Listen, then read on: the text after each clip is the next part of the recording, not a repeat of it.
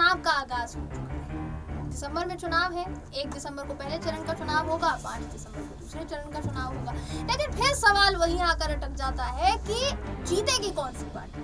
देखिए, कहा यह भी जा सकता है कि बीजेपी सत्ता में वापस से विराजमान हो जाएगी, क्योंकि 27 साल का अनुभव उसके पास है। 27 साल में रणनीतियां इतनी तैयार की बीजेपी ने कि गुजरात की एक एक सीट पर उनका वर्चस्व कायम है। इस वक्त उनकी पकड़ मजबूत है, कहा जा सकता है। तो उनको कौन टक्कर दे पाएगा। लेकिन यहाँ पर इस बार मुकाबला सिर्फ और सिर्फ कांग्रेस से नहीं है कि बीजेपी के सामने सिर्फ कांग्रेस ही एकमात्र ऐसी प्रतिद्वंदी पार्टी हो जिससे वो लड़ सके आने वाले चुनाव में, बल्कि अब जो मुकाबला है वो त्रिकोणीय हो चुका है। यानी आम आदमी पार्टी ने भी ताकत पूरी तरीके से झोंक दी है और इस वक्त वो बीजेपी को टक्कर देने के लिए पूरी तरीके से फॉर्म में गुजरात में इस वक्त तंबू गाड़ कर बैठी है। अब यहाँ सवाल देखिए ये फिर से उठ रहा है कि कौन सी पार्टी बाजी मार रही है। तो एक नया सर्वे गुजरात चुनाव को लेकर जारी हो गया है दोस्तों, जिसमें गुजरात के मतलब आप ये सकते हैं उत्तर गुजरात में कौन जीत रहा है, दक्षिण गुजरात में कौन जीत रहा है, पूरब गुजरात में कौन जीत रहा है, पश्चिम गुजरात में कौन जीत रहा है, ये तमाम सर्वे के जरिए जो आंकड़े हैं वो सामने आ चुके हैं और इन आंकड़ों में कहीं ना कहीं बीजेपी बाजी मारती हुई नजर आ रही है। लेकिन ऐसे कितने सर्वे अभी तक आ चुके हैं, सब में एक चीज ये कॉमन देखिए कि बीजेपी जीतती हुई नजर आ रही है। तो ये सर्वे झूठे हैं या फिर सच में बीजेपी जीतने वाली है, इस बात पर चर्चा करने के लिए हमारे साथ हमारे सहयोगी इस वक्त शाहजेब मौजूद है। शाहजेब, बहुत बहुत स्वागत है आपका। देखिए, यहाँ गुजरात के सियासी रण की बात हो रही है। गुजरात में इस वक्त जो मुकाबला है त्रिकोणीय मुकाबला है, 2 पार्टियां सीधे तौर पर बीजेपी के सामने हैं और बीजेपी कहीं ना कहीं उनको अपने प्रतिद्वंदी के तौर पर देख भी रही है और दर्शा ये रही है कि इनसे हमारी टक्कर का कोई मेल ही नहीं है, तो टक्कर तो बहुत दूर की बात है। तो यहाँ देखिए सर्वे में बीजेपी बाजी मारती हुई नजर आ रही है, पर कहा जाता है ना कि अभी इस वक्त बीजेपी ऐसी रणनीतियां भी अपनाती है कि सर्वे भी अगर सामने आए तो सर्वे भी उन्हीं के पक्ष में आए। तो क्या आपको ऐसा लगता है कि ये जो सर्वे जितने आ रहे हैं अभी तक, ओपिनियन पोल जितने आ चुके हैं, इनमें कुछ सच्चाई आपको नजर आ रही है? शायद देखिए, ओपिनियन पोल की जहाँ तक बात करेंगे जयंती, तो ओपिनियन पोल जो होते हैं वो जनता से ग्राउंड रिपोर्ट पर जा करके जो जानकारियाँ ली जाती हैं उस बनिस्पत होते हैं। लेकिन देखिए, आजकल का माहौल जिस तरीके का बना हुआ है उसमें नहीं लगता कि जनता सही तरीके से बताती भी है कि किसको वोट करना है या नहीं करना है। ऐसा भी होता है कई केसेस में कि आखिरी वक्त पर फैसला भी बदल जाता है, कहाँ बटन दबाना था और कहीं और दबा करके आ जाते हैं। तो इस तरीके की चीज़ें होती है। तो ओपिनियन पोल को देखिए, यहाँ पर 60% जो है सटीक माना जा सकता है, लेकिन उसके अलावा ओपिनियन पोल पर भरोसा कर करके कुछ भी कहा नहीं जा सकता है। लेकिन जिस तरीके की चीज़ें नज़र आ रही है अभी फ़िलहाल गुजरात में, उसमें भाजपा का परचम लहराने की जो है यहाँ पर कहते हैं कि उसको भाजपा का परचम लहराने का जो है यहाँ पर ज़्यादा चांसेस नज़र आ रहा है। तो भाजपा का परचम लहराने के ज्यादा चांसेस यहाँ पर नजर आ रहे हैं। लेकिन देखिए, यहाँ पर जिस तरीके का सर्वे सामने आया है, इस सर्वे में एक नया सवाल यहाँ पूछा गया शाहजेब। सवाल ये था कि सीएम के चेहरे पर आप किसको देखना चाहते हैं? आप सीएम, क्योंकि यहाँ देखिए अभी इस वक्त भूपेंद्र पटेल भी है, सीएम है, गुजरात के वर्तमान सीएम है।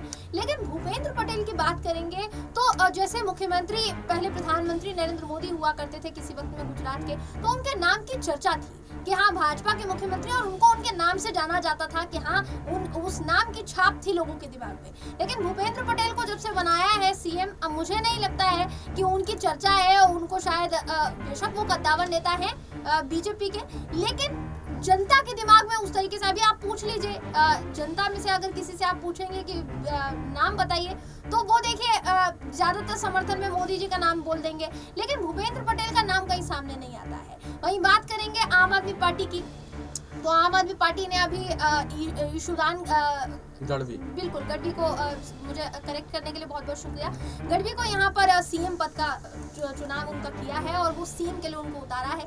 तो यहाँ देखिए सीधे तौर पर भूपेंद्र पटेल को, जो कि अभी वर्तमान मुख्यमंत्री हैं, इस सर्वे में जो सवाल किया गया उनको ज्यादा मत प्रतिशत मिलता हुआ नजर आ रहा है। और ईशुदान गढ़वी जो है, जो कि आम आदमी पार्टी के सीएम उम्मीदवार है, कैंडिडेट है, उनको भी वो तगड़ी टक्कर यहाँ पर देते हुए नजर आ रहा है। तो आपको क्या लगता है कि यहाँ मुकाबला जो है सीधा सीधा दो ही पार्टियों में है, क्योंकि दो ही पार्टी के यहाँ पर सीएम के चेहरे नजर आ रहे हैं और किसी को यहाँ पर जनता चुनना नहीं चाह रही है, तो कांग्रेस का सफाया होता नजर आ रहा है क्या आपको, क्या लगता है? देखिए, कांग्रेस आम आदमी पार्टी को चुनना चाह रही है जनता, ये आप ऐसे ही नहीं कह सकती हैं जयंती। आम आदमी पार्टी कितने पानी में है और सोशल मीडिया पर क्या फैला रही है, इसमें काफी ज्यादा अंतर है। देखिए यहाँ पर शाजिद, मैं आपको बिल्कुल यहाँ करेक्ट करना चाहूंगी कि भूपेंद्र पटेल को, ये जो सर्वे जिसकी हम बात कर रहे हैं अभी, भूपेंद्र पटेल को 33% यहाँ पर मत मिला है। वहीं ईशुदान गढ़वी की बात करेंगे तो उनको 20% मत मिला है, तो महज 13% का फासला यहाँ पर नजर आ रहा है। पहली बार आम आदमी पार्टी ने यहाँ चुनावी मैदान में दमखम के साथ में उतरी है और पहली बार में ही अगर 20% जनता उनके कैंडिडेट को पसंद कर रही है तो अपने आप में बड़ी उपलब्धि मानी जाएगी ना इसको। शाजिब, क्या कहते हैं? देखिए, कैंडिडेट को पसंद नहीं कर रही है, कैंडिडेट को जानती है, ये आप कह सकते हैं जयंती। और यहाँ पर देखिए, गुजरात में भाजपा जो चुनाव लड़ती है, क्योंकि भाजपा के जितने भी बड़े कद्दावर नेता हैं उनका गढ़ है गुजरात, चाहे अमित शाह हो, चाहे मोदी हो, और यही कारण रहा कि वहां पर कोई दूसरा नेता जो है वो हाईलाइट में नहीं आ सका है, चाहे भूपेंद्र पटेल की आए, आप क्यों ना बात करें। लेकिन सरकार तो डबल इंजन की चल रही है ना, आप जानती। और अगर चलिए नहीं पहचानता है भूपेंद्र पटेल को कोई, लेकिन उसके बावजूद भी विकास कार्य तो भूपेंद्र पटेल को नहीं पहचानने से तो नहीं रुक रहा है गुजरात का, ये सबसे बड़ा। तो बेफिजूल के मुद्दों को चुनाव में घसीटने का कोई मतलब नहीं बनता है जी। तो यहाँ बेफिजूल के ये मुद्दे हैं कि सीएम पद के लिए जो जिस तरीके से सर्वे किया जा रहा है, तो ये फिजूल के सवालों पर सर्वे हो रहा है, आप ये कहेंगे दर्शकों? जी बिल्कुल। देखिए, फिजूल इसको चुनावी मुद्दा नहीं बनाना चाहिए जयंती।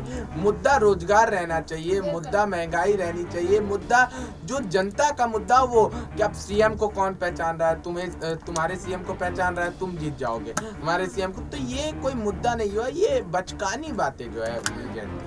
तो ये कहीं ना कहीं माहौल बनाने के लिए कोशिश की जा रही है। जी बिल्कुल। देखिए, आम आदमी पार्टी यहाँ पर जनता को इन सब बातों से दिग्भ्रमित कर माहौल बनाने का प्रयास। लेकिन यहाँ शाजिब, यहाँ आम आदमी पार्टी किस तरीके से दिग्भ्रमित करने का काम कर रही है? ज्यादा अगर मान लीजिए सवाल पूछे भी जा रहे हैं तो सीधे तौर पर यहाँ मत प्रतिशत तो भाजपा का बढ़ता हुआ नजर आ रहा है, तो क्या भाजपा अपनी तारीफ में इस तरीके के सर्वे करवा रही है क्या, जानबूझकर सर्वे करा रही है? मेरा आखिरी सवाल आपसे ये है, इसका जवाब दीजिए। देखिए, भाजपा का मत प्रतिशत बढ़ता नजर आ रहा है, इससे मतलब नहीं है। आम आदमी पार्टी, ये सर्वे कौन करवा रहा है इससे भी मतलब नहीं जानती।